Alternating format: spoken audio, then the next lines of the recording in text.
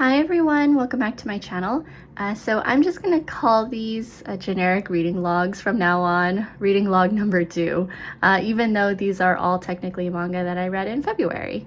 It just seems ridiculous at this point calling it February when it's almost May, but I did read quite a lot during that month, so feel free to skip around in the timestamps in the description. And so let's get started.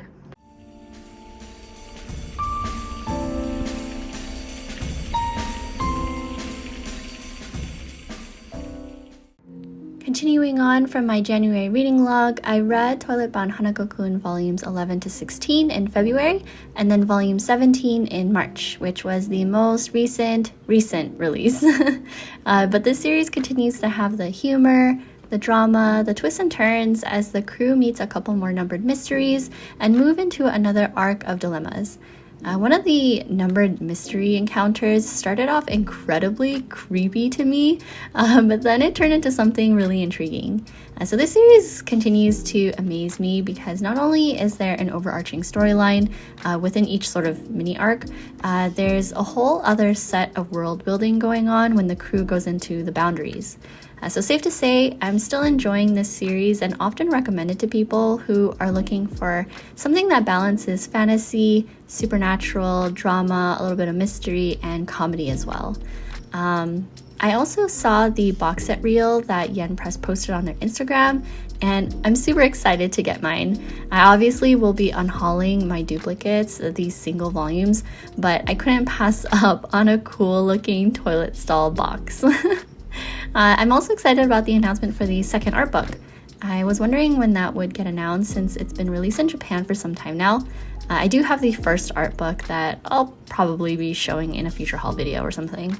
So speaking about Yen Press series, I do want to thank their team for reaching out to me and sending a few books that I was eyeing.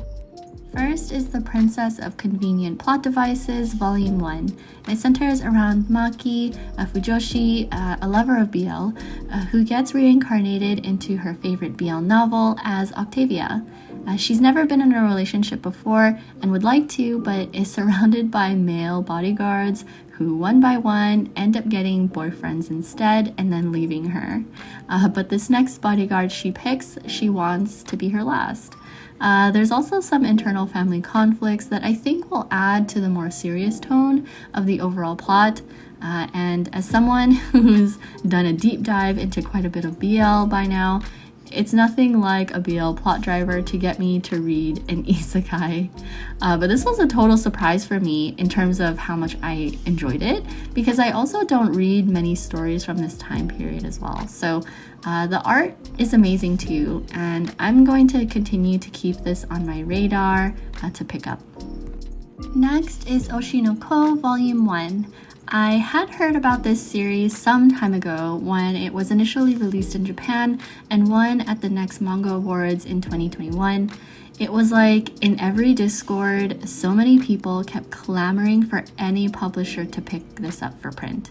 And when Yen Press announced that they were licensing it, it's like I could hear the happy cheers and furious typing of keyboards around the world. And the premise is so weird and strange though, and when I heard what it was about, it was like I was in a fever dream. It's got this idol aspect to it and a reincarnation that shouldn't make sense, but we just accept what happens. So I mentioned I wanted to give it a try, and I'm very grateful to Yen Press for enabling this decision. Because it's actually super intriguing with quite a few dark twists to it that I want to see where it ends up going and what else this series has to say about the entertainment idol industry. Next is The Remarried Empress Volume 1, printed by Eyes Press, Yen Press's imprint for Korean content. For anyone wondering, I did message Eyes Press on Twitter and asked them how to pronounce their name. I was never sure, but they did confirm it's Eyes. Their TikTok also alludes to that pronunciation, but I don't use TikTok. But anyways, I actually started reading it through the Webtoons app first and got up to chapter 30, which is past where this volume stops. The art did take some getting used to at first, but it gradually gets more lovely as the chapters go on. It does start off with a bang and then backtracks to the state of things prior to that initial major declaration. I have heard some mixed reviews that it can be quite a slow burn, but I'm a bit determined to see where this goes. There's definitely still some drama going on where I'm at in the story. It's actually quite frustrating because of a couple characters, which will probably be obvious to those of you who are reading this. But other than that, I do want to see how the Empress and neighboring king get along. Next is SOTUS Volume 1. This one is a BL romance based on a Thai web novel and drama series set in university. The engineering students go through this system of training, discipline, and challenges, which is basically hazing. But one of my friends who had watched the drama said they really liked it and also laughed because apparently it's a really common thing in Thai media that things are set within the engineering department. But I think I'm very picky when it comes to the enemies to lovers trope. So one of the underclassmen tends to challenge the head hazer, which causes a lot of tension between them. It's harder for me to be on board when characters clash so much with each other and not in a comedic way as rivals or something. I'm a bit turned off by the main two characters that I kind of don't want them to end up together, which is obviously where I'm assuming this will eventually go. I don't know. I'll probably check out more of this series later if I remember. And last volume sent to me is called The Name of the Night, Volume 1. This has a cute premise with a bit of a slice of life vibe to it and mixed in with some fantasy and magic. It seems like a fairly simple plot and conflict, but it's endearing nonetheless. It centers around Mira, a girl sent to be under the care of a doctor, Master Ray, due to a condition that when frightened or anxious, she ends up calling forth, quote-unquote, the night, which engulfs her and everyone around her. Master Ray aims to help her control this affliction while also teaching her about the magical things around them, like the stars, flowers, etc. It kind of reminded me of the relationship between Howl and Markle in Howl's Moving Castle, plus the setting. It's a quick read and the art is beautiful, so if you're looking for something not too complicated, at least for now in this volume, then I'd say to check this one out. This next one is a webtoon that I've mentioned on my Instagram several times because it's my top favorite ongoing webcomic, and it's Purple Hyacinth. I read chapters 153 to the latest 158, which is the mid-season 3 finale. I'm pretty sure Purple Hyacinth is popular based on the numbers, but from within the manga community, even though I know many also read beyond just manga, I've probably only seen one person mention it or say that they also like it. And it's understandable if you're not really into mystery, suspense, drama, and maybe a lot of blood splatters. But the series centers around Lauren Sinclair, a police officer who can detect lies as she seeks to avenge the deaths resulting from the Allendale train station tragedy. In a twist of fate, she teams up with Kieran White, an assassin from the Phantom Scythe, to untangle and hunt down the leader of the very same organization he's a part of. If I learned anything from this series, it's that I can't trust anyone. I mean, it's been that way since the beginning. I don't know what to believe or expect anymore, as this series always seems to keep me on the edge of my seat. The layers are so deep and winding. The music is still as hauntingly beautiful as when the series started and continues to make my heart race. I'm really excited for what the second half has in store, although it is unfortunate that Purple Hyacinth is on indefinite hiatus since Sophism, one of the creators and the one behind the art and music, is on medical leave, so definitely sending good vibes her way. So I'm just patiently awaiting the restart, but will most likely reread it again whenever I get the chance.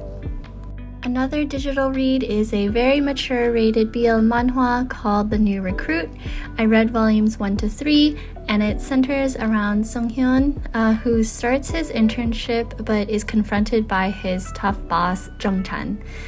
No surprises here, it's your straightforward BL office romance between boss and employee. The writer for this series, Mascaretto, is the same one who's also working on Punch Drunk Love, which I spoke about in my January reading log. This is also an office romance between colleagues. But besides the art of this particular popular manhwa, I think the appeal of Masquereto's works is in the spicy tension between the main characters, as well as the general humor. Like, for 3 volumes, you pretty much get everything you were expecting out of a mature BL office romance. It may seem like a, here we go again, but honestly, I don't mind those at all. There's a reason why I like reading certain things, and reading them in the form of different characters with twists in dynamic and dialogue, I mean, sign me up. Next series I read was a buddy read with a friend from Instagram, and it's Blue Period volumes 1 to 9. This read was towards the end of the month, so 10 to 11 bled into March. But these volumes have been sitting on my shelves for a long time, so I'm really glad I read through what I own. It follows Yatora, who is suddenly inspired to join the art club at his high school and finds that he enjoys it enough to pursue it seriously via art university and as a professional career. I appreciate this series a lot because it depicts some aspects of the struggle of an artist pretty well. From the lack of confidence to imposter syndrome, where you feel you may be getting somewhere but end up severely doubting yourself because you think you don't belong or aren't good enough. Like, what does it even mean to be an artist? How does one even begin to appreciate the meaning behind the art you're looking at or even creating? When they have critiques in this series, it gave me flashbacks to my own university experience, because in architecture school, you do the same thing where you pin up your work almost every week in front of everyone and present to your instructor and your classmates. You're asked tough questions, some you're unsure of, or some things you never even considered. I remember so many times where I'd be so stressed and frustrated at my lack of progress, but keeping an open mind is something you definitely need, and something I felt is well portrayed in Blue Period. So you don't have to be an artist or in the creative field to enjoy a series like this, but I think it gives a good glimpse as to what that life is like, if you're curious.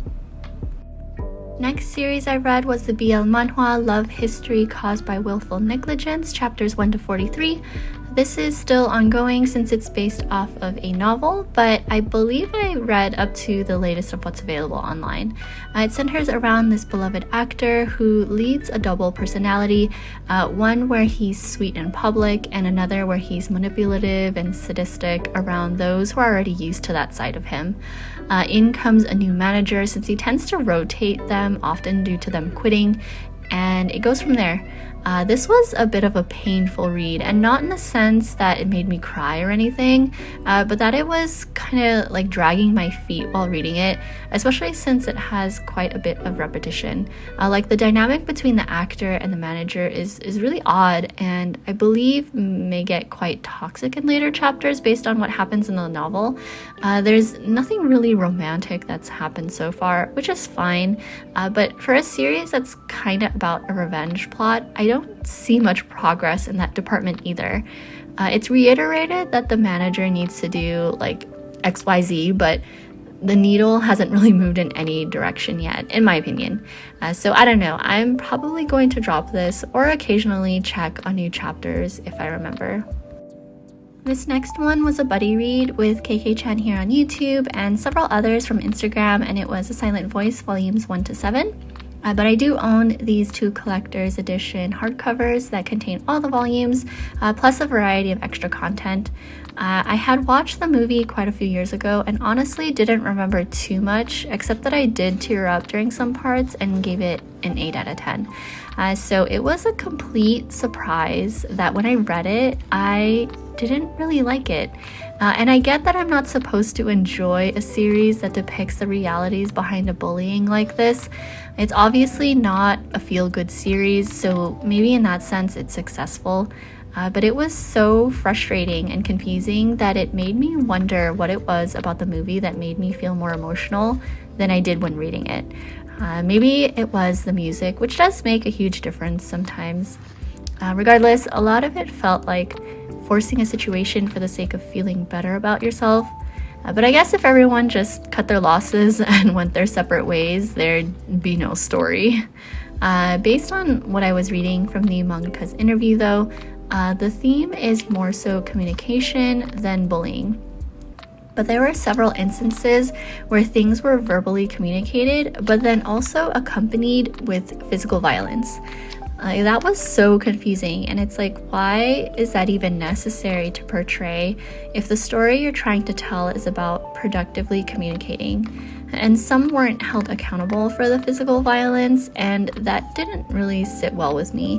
It's like, I guess when you feel helpless, whether it's out of boredom, lack of direction, or because other people who make your life difficult, you may feel frustrated and act out, some handling it better than others, but it seemed not very many handled much of anything that well, including the adults. I will say that I appreciate a few characters like Yuzuru and Tomohiro, who genuinely feel like they're trying their best. Obviously, Shoko and Shoya as well. But I don't know, even after reading all the notes to get some insight on the series, it just didn't move me. So I doubt I'll ever reread this, and will stick with the movie, which I'd have to rewatch someday to do a fair comparison. The next two are more digital reads of mature rated BL manhwas, both by the artist Fujoking. So the first is Paid, and I read chapters 1 to 20. It follows Hije, an executive director of the Jinhua Group, who gets annoyingly mixed up with Taekyung, an accountant, which spells trouble because some illegal documents end up in Taekyung's hands. So in order to keep him quiet, Hije pretends to like him, which Taekyung plays along. I definitely got a sense that Taekyung knows more than he lets on, but I think overall, what I've read is okay so far. I'm not totally on board with the story or the characters yet, so I don't know when I'll get back to reading this. It is finished though at 55 chapters, so we'll see. And the next mature BL manhwa I'm currently following as each chapter becomes available is Payback, and at the time I read up to chapter 43, but as of right now, I've read up to chapter 50. This one follows Lee Johan, who gets mixed in with the wrong crowd while working for a loan shark. One day, as an act of revenge, a family member of his dies, which results in him changing the trajectory of his life to pay back his debt and do good this time around. However, an opportunity arises to take his own revenge for the death within his family. So the dynamic between the two main characters is not like a lot of the typical BL that I read. Both are pretty headstrong and stubborn in their own ways. It's like two tops. But the banter from what I've read so far is quite funny. Yuhan is oblivious in ways that it makes it convenient for the plot, and it does get ridiculous sometimes with how oblivious he is. But there is a pretty interesting overarching storyline as Yuhan tries to navigate this new job he picks up and how he intends to extract his revenge. The art is gorgeous, and Fujoking definitely improved between the art they did for Paid and Payback.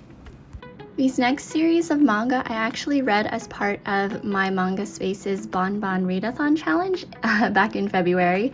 I linked her YouTube channel up in the cards. First, I was doing another buddy read, and this time was with Living Room Matsunaga-san, so volumes 1 to 11.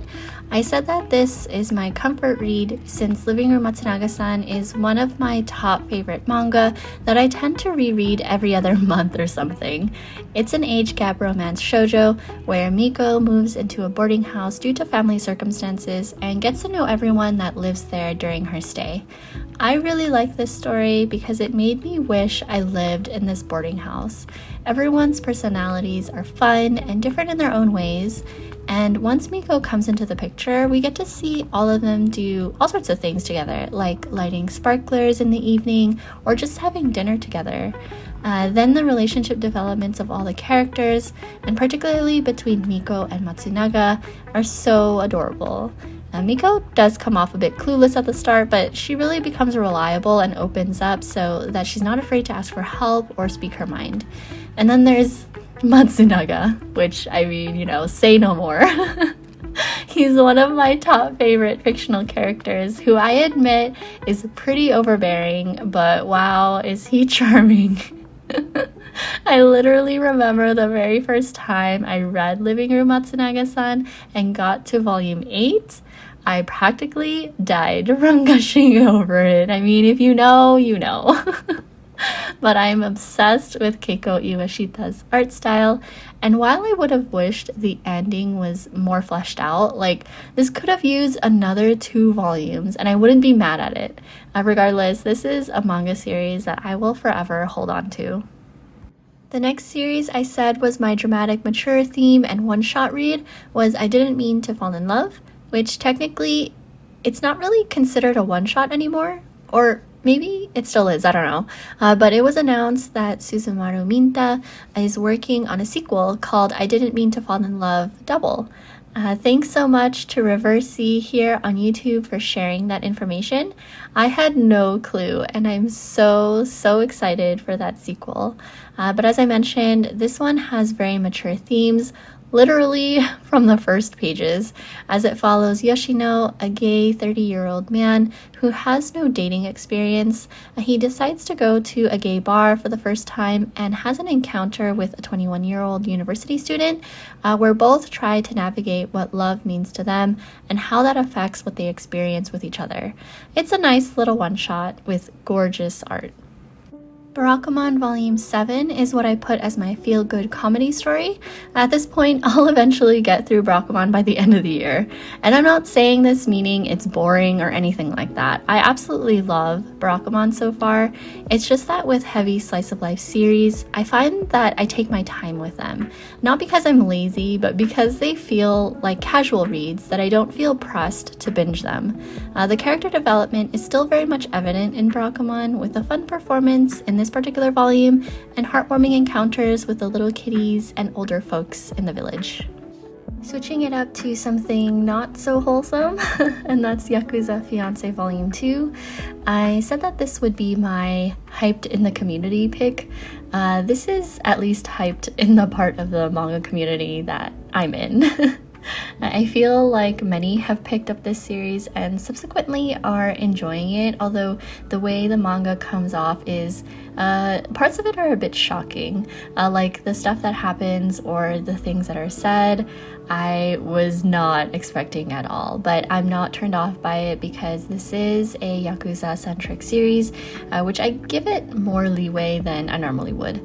And then this 7C's print is great in the larger format, and the art is really nice as well.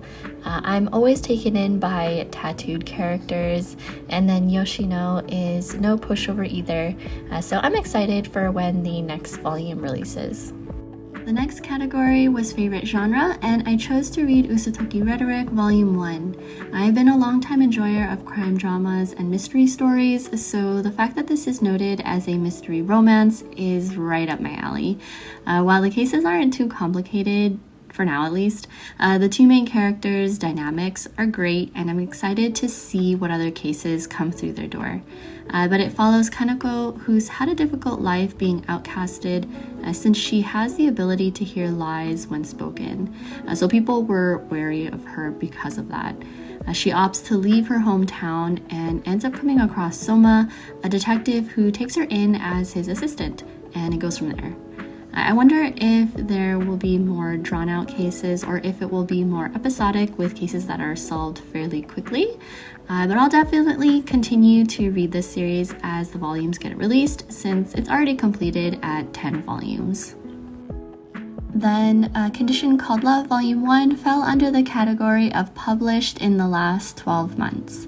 I was anticipating this one quite a bit, but do know that some have mixed reviews on how this series starts. I'll start off by saying that I did like what I read overall. I was definitely taken aback by how forward Hananoi is towards Hotaru, but then I thought, okay, a casual early couple with a kind of obsessed guy. Let's just see where this is going. And the more I kept reading, the more I thought maybe they complemented each other. Hananoi does what he thinks Hotaru wants him to do, while Hotaru reminds him to not forget what he wants for himself. But at the same time, because Hotaru tends to see herself as anything but special, Hananoi reminds her that she can be on the receiving end of the good things that he can do for her. So by the end of the volume, I thought it was cute. I found myself relating to several things that were said, and I'm looking forward to seeing what else they discover about each other and about themselves. This next one was my LGBTQ plus romance and tearjerker pick, and that's Our Not So Lonely Planet Travel Guide Volume 3. I wasn't expecting to tear up during this volume, but it did just that. Happy tears though. I shouldn't have been surprised because I did get super emotional in one of the previous volumes. This one is such a beautiful BL and travel manga that follows a gay couple, Asahi and Mitsuki, as they travel the world, see all the sights, and meet various people along the way that ultimately help them get even closer as their journey goes on. The art is great, and it really is like a travel guide with quite a few of the places noted in the series so far. I either recognize or have traveled there myself at one point. But traveling with a significant other comes with its own challenges, especially when faced with the world's perception on your relationship as well as your own. And that's what I think is so heartwarming about this series, is seeing the ups and downs of Asahi and Mitsuki's relationship and how they overcome challenges. Then the last category I chose for the reading challenge was a genre I rarely read, which I read 86, volumes 1 to 3. So I do enjoy military action mecha series every now and then, but it's not often that I'll pick it up. Quite a few of my Discord friends kept telling me to check out 86, so I'm glad I was finally able to get into the series. So in a war between the Republic and Legion, it's said that no lives are lost because unmanned drones are operated by handlers that help guide the flow of battle. Except that there's a twist in that they're not actually unmanned, but piloted by the outcasted and ostracized group called the 86.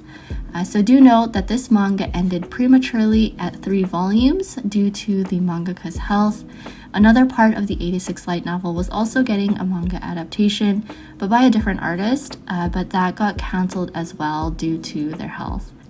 But I wanted to read what was out there to support it anyways, because after I read volume 1, I started watching the anime and I was blown away. The first episodes had me almost crying after it finished, and don't even get me started with me sobbing for several hours after I finished the season because I kept replaying the last episode.